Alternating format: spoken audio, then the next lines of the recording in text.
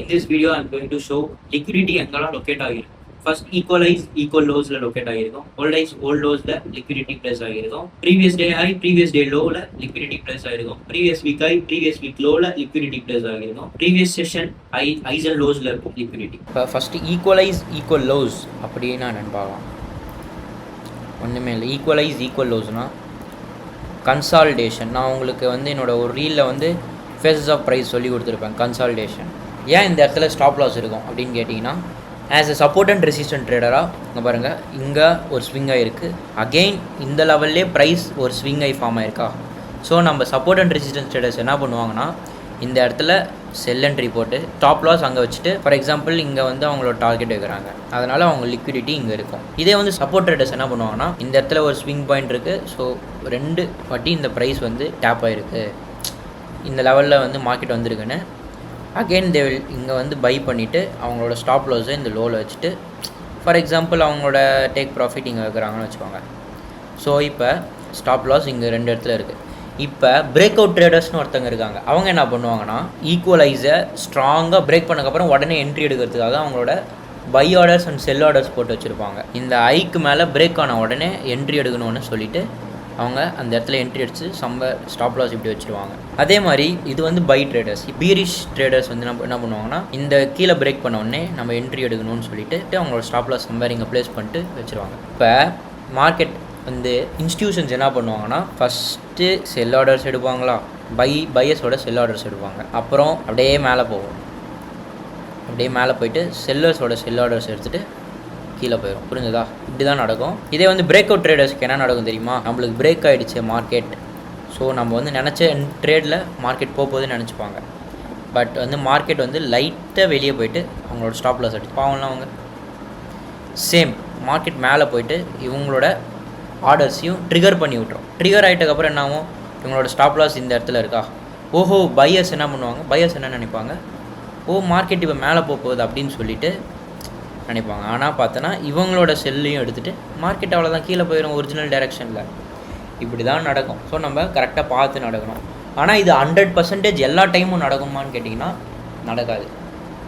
Probability 50-50 probability. இந்த break out ஸ்ட்ராட்டஜியும் work ஆகும், இதுவும் ஒர்க் ஆகும். ஸோ நம்ம பார்த்து தான் ட்ரேட் பண்ணணும். அதுக்கு சில கன்ஃபர்மேஷன்ஸ்லாம் இருக்குது, அதை நான் போக போக நான் சொல்லித்தரேன். இப்போ நம்ம வந்து இதை வந்து நம்ம ரியல் சார்ட்டில் நம்ம எக்ஸ்ப்ளோர் பண்ணி பார்ப்போமா. இப்போ இந்த இடத்துல ரெசிஸ்டன்ஸ் ஃபார்ம் ஆகிட்டு இருக்குது. ஸோ ஒரு செல் இப்போ ரெசிஸ்டன்ஸ் ட்ரேடர்ஸ் வந்து என்ன பண்ணுவாங்கன்னா, இந்த இடத்துல ஸ்டாப் லாஸ் வச்சுட்டு இதோ இந்த சப்போர்ட்டில் அவங்க ட்ரேட் வைப்பாங்க. அதாவது அவங்களோட டேக் ப்ராஃபிட் சம்பார் இப்படி இருக்கும். அதே மாதிரி சப்போர்ட் ட்ரேடர்ஸ் என்ன பண்ணுவாங்கன்னா, இந்த இடத்துல வந்தோடனே இப்படி கொஞ்சம் கீழே வச்சுட்டு சம்வேர் எங்கேயோ இருக்கும். இப்போ பிரேக் அவுட் ட்ரேடர்ஸ் என்ன பண்ணுவாங்கன்னா, அவங்க இப்படி ட்ரேட் வச்சுட்டு அப்படி வச்சுருப்பாங்க. இப்போ பாருங்கள் இங்கே என்ன நடந்திருக்குன்னு பாருங்கள். ரெசிஸ்டன்ஸ் ட்ரேடர்ஸோட கரெக்டாக சப்போர்ட் ட்ரேடர்ஸும் வந்துட்டாங்க, ரெசிஸ்டன்ட் ட்ரேடர்ஸும் வந்துட்டாங்க. இப்போ ஃபஸ்ட்டு என்ன பண்ணியிருக்குன்னு பாருங்கள், மார்க்கெட் போயிட்டு ரெசிஸ்டன்ஸ் ட்ரேடர்ஸோட ஸ்டாப் லாஸை அடிச்சிருச்சு. கரெக்டாக ஸ்டாப் லாஸ் அடிச்சிருச்சா. அதே மாதிரி இங்கே பிரேக் அவுட் ட்ரேடர்ஸோட பை ஆர்டர்ஸும் ட்ரிகர் ஆகிடுச்சா. மார்க்கெட் இப்போ மேலே போகணும்னு நினைப்பாங்க, ஆனால் போகாது, அப்படியே கீழே அடித்து இப்போ இவங்களோட ஸ்டாப் லாஸ் அடிச்சிருச்சா. இது சும்மா ஒரு retracement.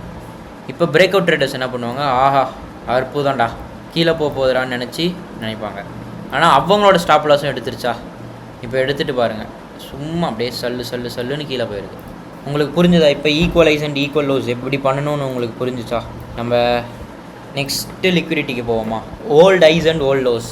Volt highs and old lows பார்த்தீங்கன்னா, இது வந்து நத்திங் பட் ஒரு ஸ்விங் ஐ அண்ட் ஒரு ஸ்விங் லோ தாங்க. உங்களுக்கு புரிய நினைக்கிறேன். ஒரு ஸ்விங் ஐனா என்ன, ஒரு ஸ்விங் லோனா என்ன, என்னோடய ஷார்ட்ஸில் போட்டிருப்பேன், மறக்காமல் அந்த வீடியோ பார்த்துக்கோங்க.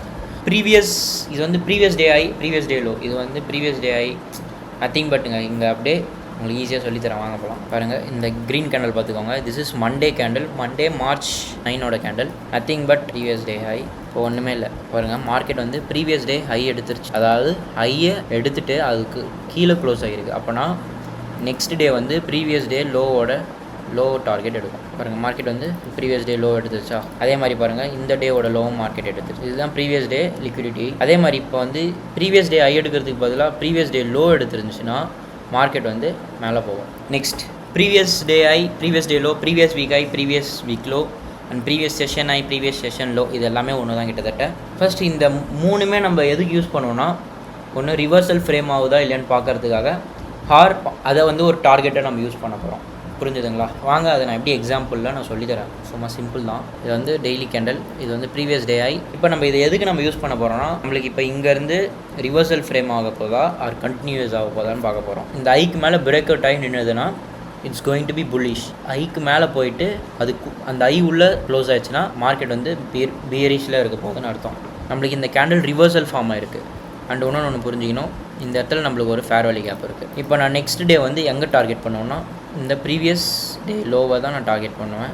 மார்க்கெட் எடுக்குதுன்னு பார்க்கலாம். மார்க்கெட் ப்ரீவியஸ் டே லோ எடுத்துருச்சு. இப்போ இந்த கேண்டிலோட லோவை மார்க்கெட் எடுக்கணும்னு இதுதான் என்னோடய டார்கெட்டாக இருக்கும். நெக்ஸ்ட் டே எடுத்துருச்சா மார்க்கெட். ஸோ இப்போ அதே இது வந்து இந்த லெவல்ஸை நீங்கள் எதுக்கு மார்க் பண்ணணும்னா, ஒரு டார்கெட்ஸ்க்கு இல்லை இங்கேருந்து ரிவர்சல் ஆகிறதுக்கான சான்சஸ் இருக்குது. இது ரெண்டுத்துக்கும் நீங்கள் யூஸ் பண்ணலாம். நான் ரிவர்சலுக்கும் சொல்லி கொடுத்துட்டேன், அதே மாதிரி டார்கெட்ஸ்க்கும் சொல்லி கொடுத்துட்டேன். இதே தான் நீங்கள் வீக்லிலையும் யூஸ் பண்ணணும், செஷன்லையும் யூஸ் பண்ணணும். புரிஞ்சுதுங்களா உங்களுக்கு?